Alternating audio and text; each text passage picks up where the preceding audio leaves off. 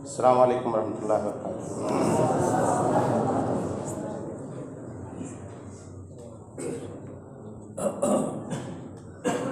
الحمد للہ الذی هو الرحمن الذی خلق الانسان وعلمہ البیان۔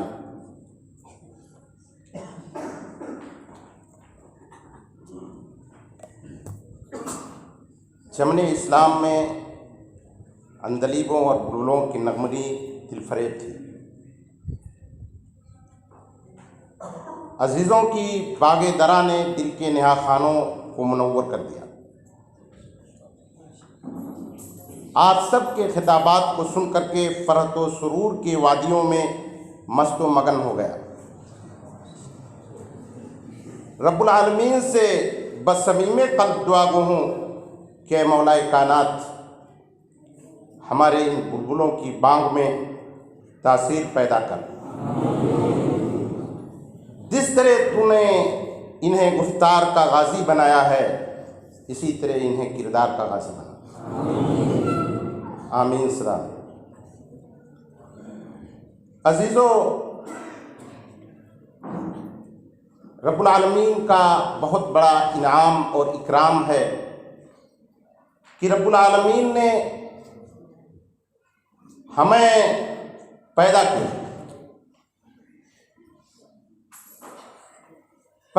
پیدا کرنے والی ذات نے ہمیں اچھے انداز میں پیدا کیا، اور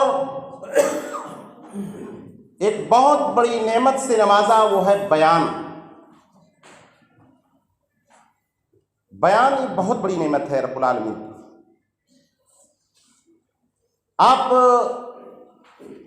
ایک گونگے انسان کو دیکھیے، وہ اپنی باتوں کو، اپنی معافی ضمیر کو کسی کے سامنے نہیں پیش کر پاتا۔ کیوں؟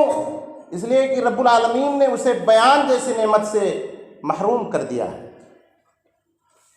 یہ بیان، یہ خطابت، یہ رب العالمین کی بہت بڑی نعمت ہے بھائی۔ اس کے ذریعہ آپ اگر چاہتے ہیں تو عالی سے عالی مقام حاصل کر سکتے ہیں، اور آپ اگر چاہیں تو اسی زبان کے ذریعہ جو ہے اپنے آپ کو ذلت و خواری کے منزل تک پہنچا دیں۔ تو بیان، اس کا استعمال اچھی جگہوں پر ہو، بہترین کلمات کے ذریعہ ہو تو یہ چیز ممدوح ہے۔ اور اگر اسی بیان میں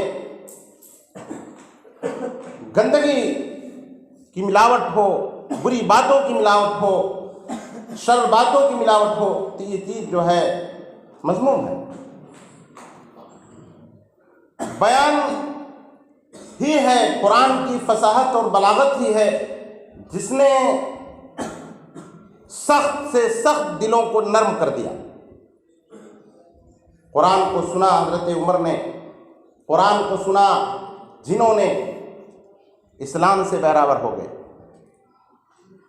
پیارے پیغمبر کی ایک اہم خصوصیت ہے جوامع الکلم۔ آپ کو جوامع الکلم عطا کیا گیا ہے۔ آپ نے اپنے جوامع الکلم کے ذریعہ اونٹوں کے چرانے والوں میں بھی ان کی غلظت کے باوجود بھی ان کے دلوں کے اندر گھر کر دیا۔ آپ نے اپنے بیان کے ذریعہ بکری کے چرانے والوں میں اسلام کی شمع روشن کی۔ یہ جوامع الکلم ہے، یہ خصوصیت پیارے پیغمبر کو عطا کی گئی۔ اس خصوصیت کے ہم بہراور ہیں، اس لیے بھائیو اپنے بیان کو بہت ہی اچھی طرح مزین کرو، تاکہ جو ہمارے پیچھے قومیں ہیں ہم ان کے دلوں میں گھر کر جائیں اور اچھے انداز میں اسلام کے پیغام کو، اسلام کے قانون کو، اسلام کے دستور کو ان تک پہنچا سکیں۔ آپ کو معلوم ہے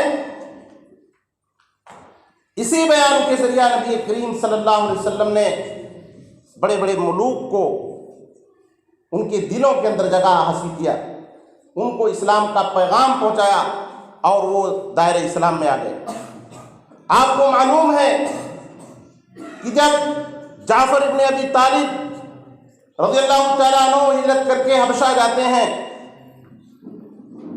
وہاں इनको जब पनाह मिलती है तो कुफार मक्के से वफ्द की शक्ल में जाते हैं और मलिक हबशा से कहते हैं कि हमारे यहाँ से कुछ भगोड़े आ गए हैं, हमारे वतन से के कुछ बागी यहाँ आए हैं जो बगावत करके आपके यहाँ पनाह लिए हुए हैं, इनको यहाँ से छोड़ा जाए, हम इनको सजा देंगे और अपने वतन वापस ले जाएंगे।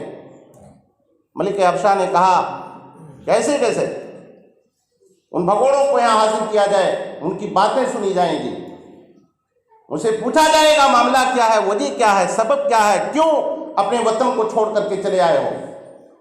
ये मुसलमान जो मक्के की सरजमीन पर तंग किए गए थे, इनको मुसीबतों से दो चार किया गया था, हाजिर होते हैं बादशाह के दरबार में।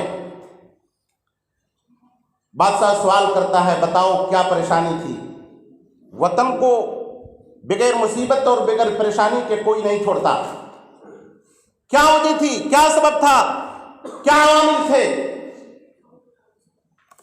नुमाइंदगी के तौर पर जाफर इब्न अबी तालिब खड़े होते हैं, कहते हैं बादशाह सलामत, हम जाहिल थे, नादान थे,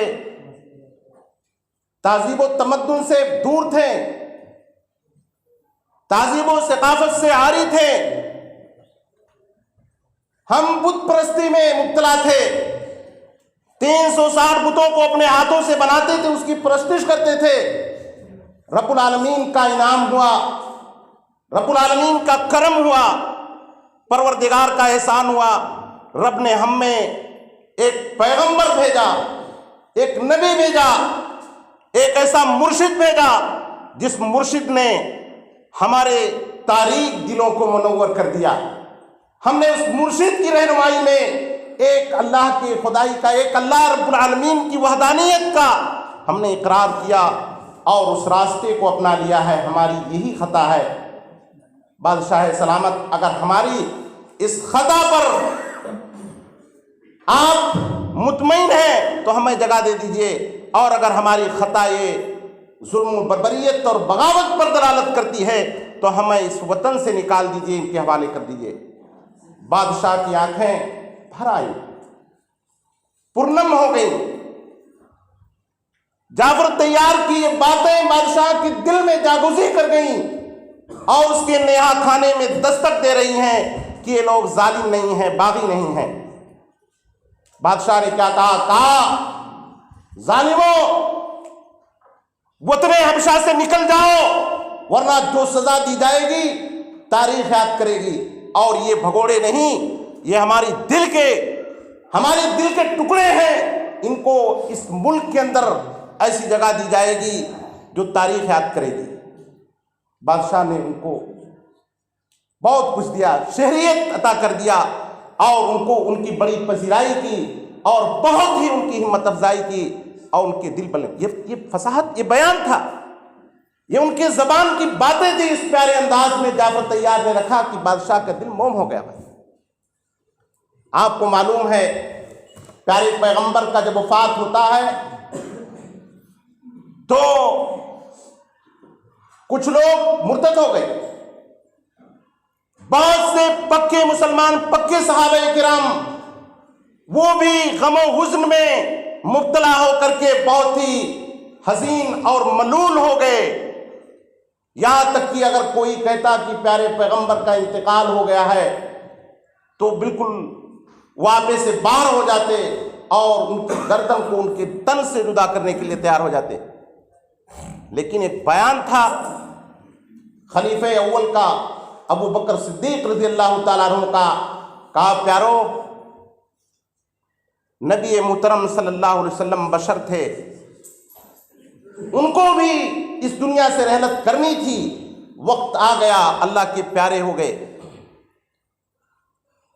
जैसे निज़ाम और जो दस्तूर था, जो कानून था, नबी करीम सल्लल्लाहु अलैहि वसल्लम ने जो रहनुमाई की थी वो सारी की सारी चीज़ें बाकी हैं, मौजूद हैं, उसके मुताबिक हमें अमल करना होगा।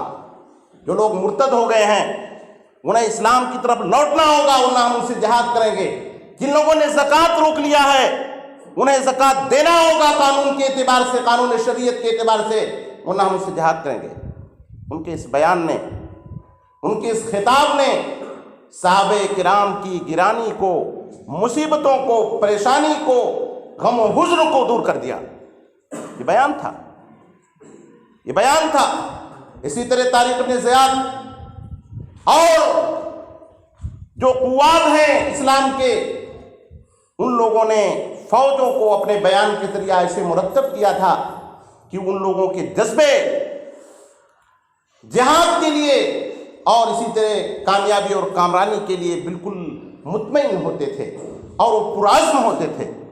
آپ کو معلوم ہوگا ہندوستان کی آزادی کے وقت مولانا ابوالکلام آزاد، جنہیں آپ بابائے قوم کہیے، انہوں نے ایسا خطاب کیا تھا کہ بہت سارے مسلمان اپنے افکار، اپنے نظریات اور اپنی سوچ کو بالائے طاق رکھتے ہوئے ان کے خطاب کی وجہ سے واپس ہو گئے تھے۔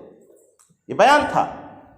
اس لیے اسلامی بھائی اور دوستو، ضرورت ہے کہ آپ اسے اہمیت دیں اور اس کے متعلق بیان، خطابت و بیان کے متعلق بہت ہی جوان مردی اور جابازی کے ساتھ، پرعزم حوصلے کے ساتھ جو ہے تیاری کر کے اس میدان میں آئیں اور اس میدان کے لیے جو ہے ہمہ وقت کوشش کریں۔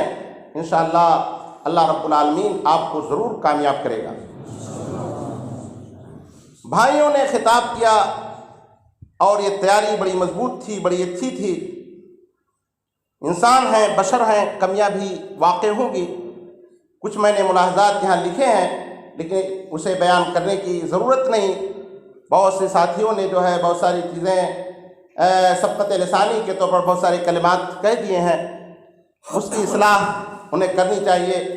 اور ہمہ وقت میں کہتا ہوں کہ آپ کو جو کلمہ، جو الفاظ آپ کو کھٹکتے ہوں یاد کرتے وقت، پڑھتے وقت، ان کلمے کا مراجعہ اپنے اساتذہ سے یا اپنے منتہی طلبہ سے جو ہے ضرور کر لیا کریں، تاکہ آپ، یہاں تو آپ کا اصلاحی منچ ہے اور یہ آپ کا پروگرام آپ سے لے کر کے آپ ہی کو دیا جاتا ہے، اس لیے آپ کوئی بات نہیں، لیکن جب آپ ممبر و محراب کی زینت بنیں گے تو وہاں کچھ ناقدین ہوں گے، کچھ حاقدین ہوں گے، کچھ آپ کے ممدوحین ہوں گے، لیکن ممدوحین عام طور سے کم ہوا کرتے ہیں، ناقدین اور حاسدین کی تعداد زیادہ ہوتی ہے۔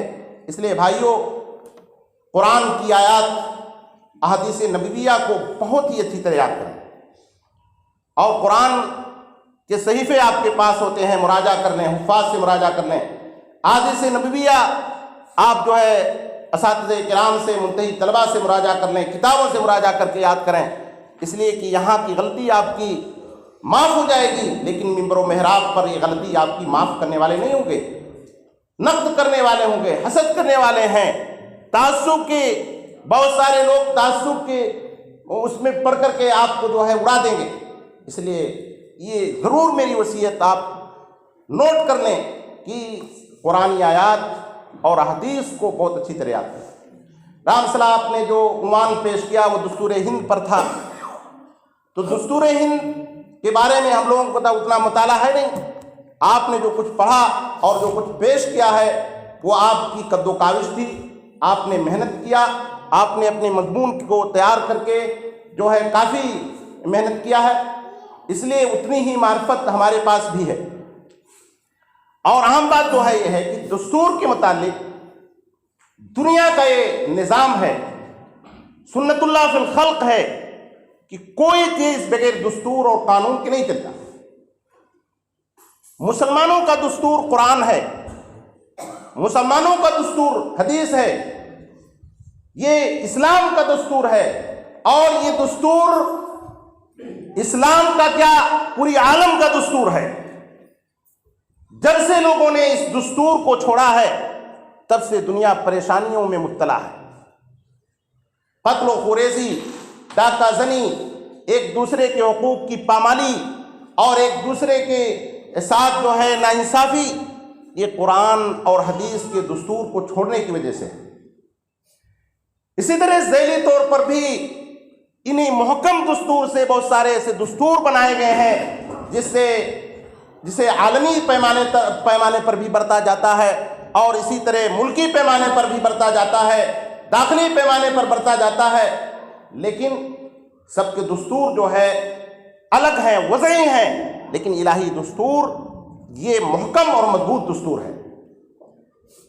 دیکھیے وضعی دستور میں بھی ایک دوسرے کے حقوق کی پاسداری کی جاتی ہے، ایک دوسرے کے حقوق کو سمجھا جاتا ہے، اور انصاف کے ساتھ اچھا ہو یا اس طرح سے کوئی برا ہے تو اس کے ساتھ اسی طرح کے حدود نافذ کیے جاتے ہیں۔ لیکن جب کوئی ملک دستور کو چھوڑ کر کے اپنے منمانی اور اپنے مطلب کی چیزوں کو نافذ کرنا چاہتا ہے اور بقیہ لوگوں کے حقوق کو جب پامال کر دیتا ہے تو ایسے ماحول میں، ایسے حالات میں جو ہے ماحول خراب ہو جاتا ہے اور لوگ، رعایا، عوام وہاں پریشانیوں سے دوچار ہو جاتی ہے۔ اس لیے بھائیوں، دستور کا جاننا بہت ضروری ہے۔